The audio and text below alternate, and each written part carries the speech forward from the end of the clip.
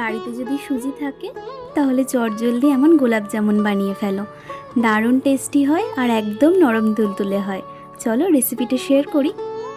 আমি এখানে 10 টাকা প্যাকেটের সুজি নিয়েছিলাম। এবার শুকনো খোলায় সুজিটা ভেজে নেব। লাল করে ভাজার কোনো দরকার নেই। সুজি ভাজা হয়ে গেলে এবার অল্প অল্প করে দুধ সুজির মধ্যে মিশিয়ে দিচ্ছি। দুধের বদলে তোমরা কিন্তু জলও ইউজ করতে পারো। এবার 1 চামচ চিনি দিয়ে সুজিটা ভালো মতো ফুটিয়ে নিচ্ছি।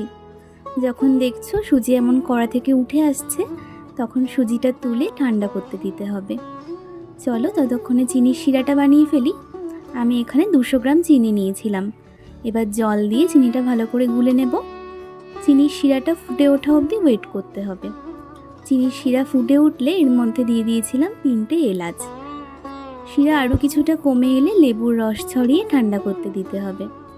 ওদিকে সুজিটাও একটু ঠান্ডা হয়ে গেছে। আমি এখানে 3 চামচ ঘি দিয়ে দিলাম। এবার সব কিছু একসাথে খুব ভালো করে মেখে নেব। দেখো কত স্মুথ হয়ে গেছে। যখন দেখছো সুজির মণ্ডটা থালা থেকে এমন ছেড়ে আসছে বুঝবে মণ্ড কিন্তু রেডি। এবার গোল গোল করে হাতের সাহায্যে শেপ দিয়ে নাও।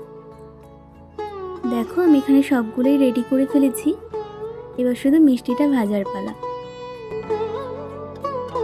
কড়াইতে সাদা তেল দিয়ে দিলাম।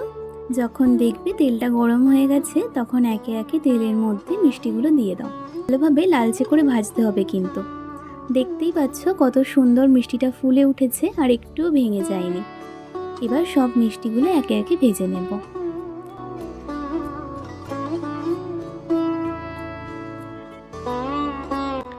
দেখো কত ভালো রং এসছে। এবার আর কি ভাজা মিষ্টিগুলো চিনির শিরায় ডুবিয়ে 1 ঘন্টা ওয়েট করো। তাহলেই রেডি হয়ে গেল আমাদের গোলাপ জামুন। তবে বানালে মিষ্টি মোটেও ফেটে যায় না আর খেতেও খুব টেস্টি হয়। বাড়িতে এমন নরম তুলতুলে গোলাপ জামুন বানিয়ে দেখতে পারো, সবার খুব পছন্দ হবে। রেসিপিটা কেমন লাগলো জানিও। আর সবাই খুব ভালো থেকো, সুস্থ থেকো। টাটা।